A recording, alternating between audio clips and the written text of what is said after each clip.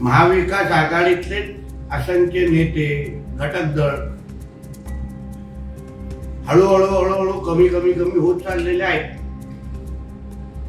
अजितदादा बाजूला गेले, अशोक चव्हाण साहेब बाजूला गेले, प्रकाश आंबेडकर काय यांच्याबरोबर युती करायला, आघाडी करायला तयार दिसत नाहीये. आता ज्या व्यक्तीला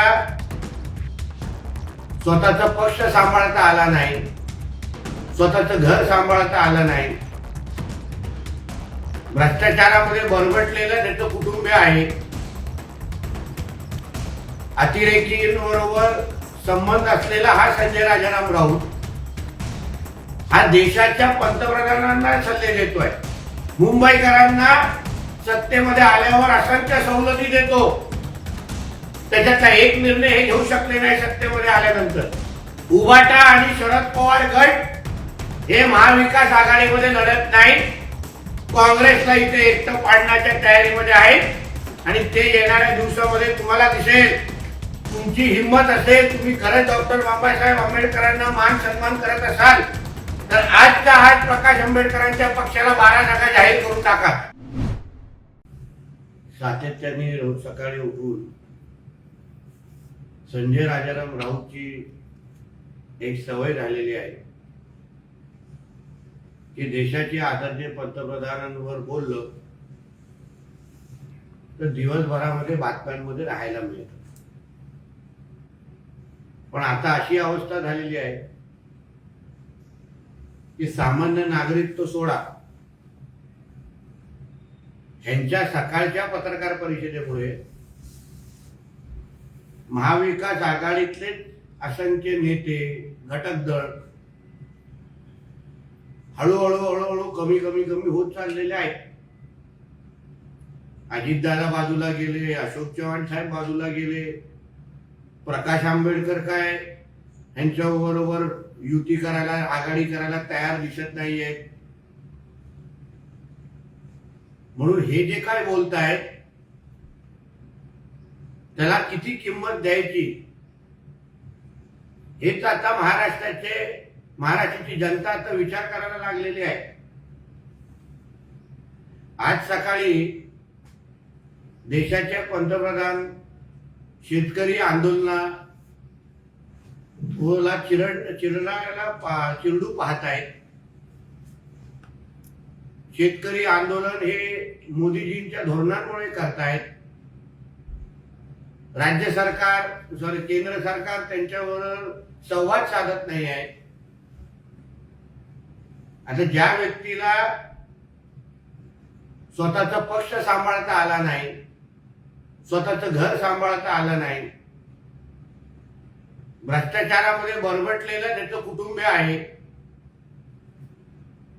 अतिरेकींबरोबर संबंध असलेला हा संजय राजाराम राऊत हा देशाच्या पंतप्रधानांना सल्ले देतोय.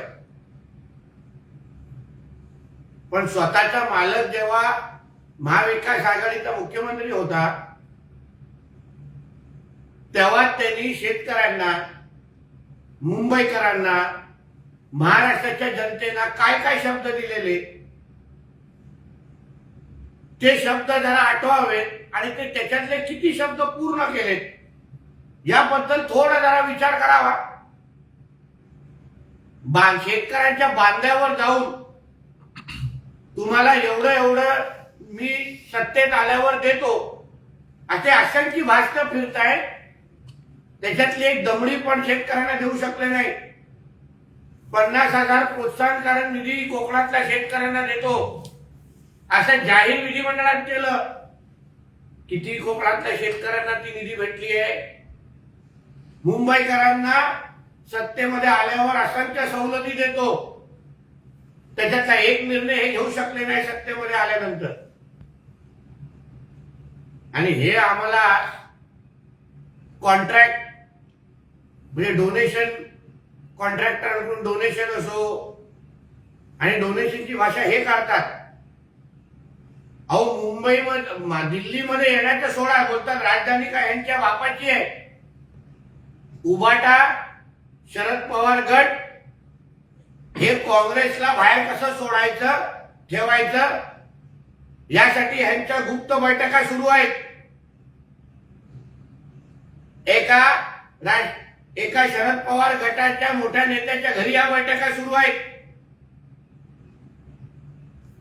उभाटा आणि शरद पवार गट हे महाविकास आघाडीमध्ये लढत नाही, काँग्रेसला इथे एकटं पाडण्याच्या तयारीमध्ये आहेत आणि ते येणाऱ्या दिवसामध्ये तुम्हाला दिसेल. आणि प्रकाश आंबेडकरजींना ती युती कधी होणार होती, कधीपासून नुसतं पत्रकार परिषदेमध्ये त्यांचे गोडवे गायचे. डॉक्टर बाबासाहेब आंबेडकरांच्या विचारांवर, संविधानावर आणि त्यांच्या मानणाऱ्या वर्गाची सर्वात जास्त काळजी कोणी घेतली असेल तर ती नरेंद्र मोदी साहेबांच्या सरकारने घेतलेली आहे.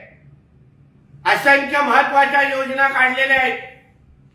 संविधानाला सुरक्षता कशी आणायची, घट्ट कसं करायचं, याचं उत्तम उदाहरण देशाला गेल्या 10 वर्षामध्ये मिळालेलं आहे. ज्यांना मुळामध्ये डॉक्टर बाबासाहेब आंबेडकरांच्या कुटुंबाच्या लोकांचा नुसता अपमानच करायचा आहे. मी परत सांगतो की ह्याच संजय राजाराम राऊतच्या मालकाने प्रकाश आंबेडकरांच्या मातोश्रीवर आलेला साधे 2 फोन उचलले नाहीत. आणि हे प्रकाश आंबेडकरजींबद्दल आम्हाला गोडवे गाऊन म्हणतात. हे प्रकाश आंबेडकरजींना धोका देण्याच्या फिराकमध्ये आहेत, ही अशी आमच्याकडे माहिती आहे, जी येणाऱ्या दिवसामध्ये बाहेर येईल. हे आता फक्त पत्रकार परिषदेमध्ये चॉकलेट देण्याचं काम करतात आणि इलू म्हणण्याचं काम करतात. वैयक्तिक दृष्टिकोनातून प्रकाश आंबेडकरांनी फोन उचलायचे नाही. मातोश्रीवर त्यांनी फोन करत बसायचं आणि यांच्या मालकांनी फोनच घ्यायचे नाही. आणि फक्त कॅमेराच्या समोर त्यांना इलू म्हणून उपयोग नाही. आंबेडकरांच्या कुटुंबाला खऱ्या अर्थाने सन्मान करायचा असेल तर देऊन टाका त्यांना 12 जागा. डॉक्टर बाबासाहेब आंबेडकरांचे तुम्ही एवढे अनुयायी आहेत ना, तर मग त्यांच्यावर चर्चेला कशाला बसताय? तुमची हिंमत असेल, तुम्ही खरंच डॉक्टर बाबासाहेब आंबेडकरांना मान सन्मान करत असाल तर आजच्या आज प्रकाश आंबेडकरांच्या पक्षाला 12 जागा जाहीर करून टाका. त्याला आम्हालाही बघायचंय की तुम्ही किती बाबासाहेबांचे अनुयायी आहात. विनायक राऊताला पडण्याची एवढी अगर घाई लागली असेल तर ते देवीकडे जाऊन अगर साखर जात असेल तर आता मला घरीच जायचं आहे, आता इकडचे लोक काय मला स्वीकारत नाही, मी रत्नागिरी सिंधुदुर्गाचा विकास करू शकलो नाही 10 वर्ष, आणि एवढी त्याला घाई झाली की त्यांनी देवीकडे जाऊन साखर घालत असेल ना तर त्यांनी बॅग भरून ठेवावं. फक्त 60 दिवसापर्यंत तुम्हाला फक्त सिंधुदुर्ग रत्नागिरी बघायचंय, मग वाकोल्याच्या घरी बसून तुम्हाला सुपाऱ्या फोडायची आहे.